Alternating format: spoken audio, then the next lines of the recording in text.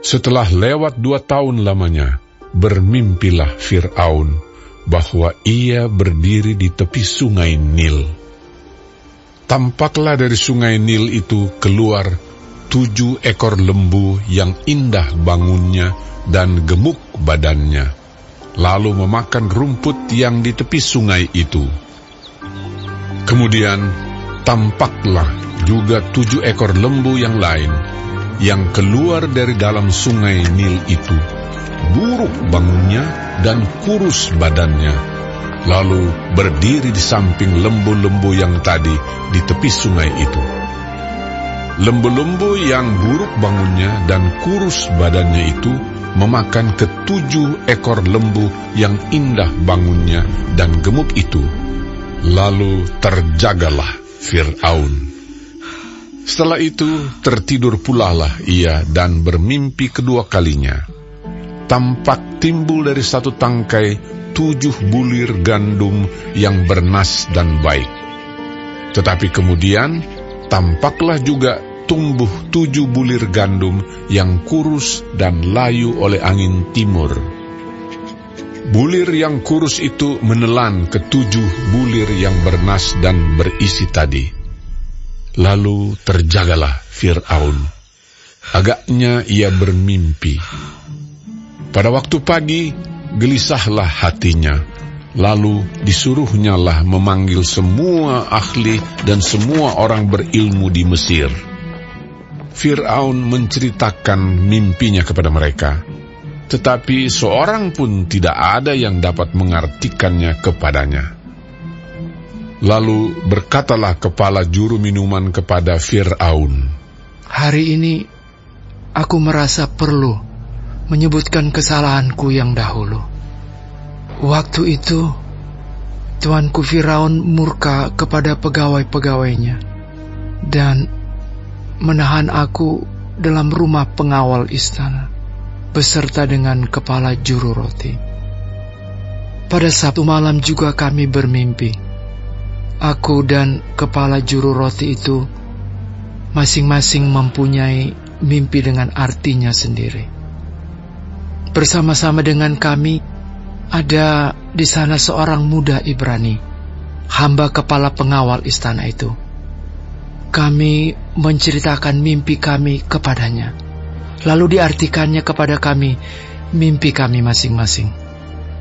Dan seperti yang diartikannya itu kepada kami, demikianlah pula terjadi. Aku dikembalikan ke dalam pangkatku, dan kepala juru roti itu digantung." Kemudian Fir'aun menyuruh memanggil Yusuf. Segeralah ia dikeluarkan dari tutupan. Ia bercukur dan berganti pakaian, lalu pergi menghadap Fir'aun. Berkatalah Fir'aun kepada Yusuf, "Aku telah bermimpi, dan seorang pun tidak ada yang dapat mengartikannya. Tetapi telah kudengar tentang engkau. Hanya dengan mendengar mimpi saja, engkau dapat mengartikannya." Yusuf menyahut Fir'aun, "Bukan sekali-kali aku, melainkan Allah juga yang akan memberitakan kesejahteraan kepada tuanku Firaun." Lalu berkatalah Fir'aun kepada Yusuf, "Dalam mimpiku itu, aku berdiri di tepi sungai Nil. Lalu tampaklah dari sungai Nil itu keluar 7 ekor lembu yang gemuk badannya dan indah bentuknya, dan makan rumput yang di tepi sungai itu. Tetapi kemudian tampaklah juga keluar 7 ekor lembu yang lain, kulit pemalut tulang, sangat buruk bangunnya, dan kurus badannya. Tidak pernah kulihat yang seburuk itu di seluruh tanah Mesir. Lembu yang kurus dan buruk itu memakan ke-7 ekor lembu gemuk yang mula-mula. Lembu-lembu ini masuk ke dalam perutnya, tetapi walaupun telah masuk ke dalam perutnya, tidaklah kelihatan sedikit pun tandanya. Bangunnya tetap sama buruknya seperti semula. Lalu terjagalah aku. Selanjutnya, dalam mimpiku itu kulihat timbul dari satu tangkai 7 bulir gandum yang berisi dan baik. Tetapi kemudian tampaklah juga tumbuh 7 bulir yang kering, kurus dan layu oleh angin timur. Bulir yang kurus itu memakan ke-7 bulir yang baik tadi. Telah kuceritakan hal ini kepada semua ahli, tetapi seorang pun tidak ada yang dapat menerangkannya kepadaku. Lalu kata Yusuf kepada Fir'aun, kedua mimpi tuanku Firaun itu sama. Allah telah memberitahukan kepada tuanku Firaun apa yang hendak dilakukannya. Ke-7 ekor lembu yang baik itu ialah 7 tahun, dan ke-7 bulir gandum yang baik itu ialah 7 tahun juga. Kedua mimpi itu sama. Ke-7 ekor lembu yang kurus dan buruk, yang keluar kemudian, maksudnya 7 tahun. Demikian pula ke-7 bulir gandum yang hampa dan layu oleh angin timur itu. Maksudnya akan ada 7 tahun kelaparan. Inilah maksud perkataanku ketika aku berkata kepada tuanku Firaun, Allah telah memperlihatkan kepada tuanku Firaun apa yang hendak dilakukannya. Ketahuilah tuanku, akan datang 7 tahun kelimpahan di seluruh tanah Mesir. Kemudian akan timbul 7 tahun kelaparan. Maka akan dilupakan segala kelimpahan itu di tanah Mesir, karena kelaparan itu mengurus keringkan negeri ini. Sesudah itu akan tidak kelihatan lagi bekas-bekas kelimpahan di negeri ini karena kelaparan itu, sebab sangat hebatnya kelaparan itu. Sampai 2 kali mimpi itu diulangi bagi tuanku Firaun, berarti hal itu telah ditetapkan oleh Allah, dan Allah akan segera melakukannya.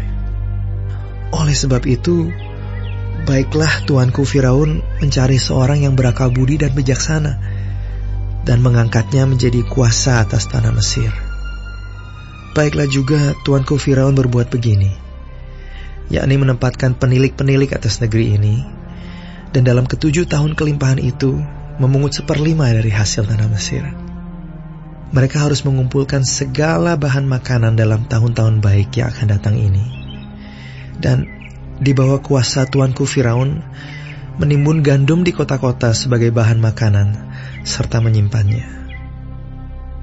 Demikianlah segala bahan makanan itu menjadi persediaan untuk negeri ini dalam ke-7 tahun kelaparan yang akan terjadi di tanah Mesir, supaya negeri ini jangan binasa karena kelaparan itu.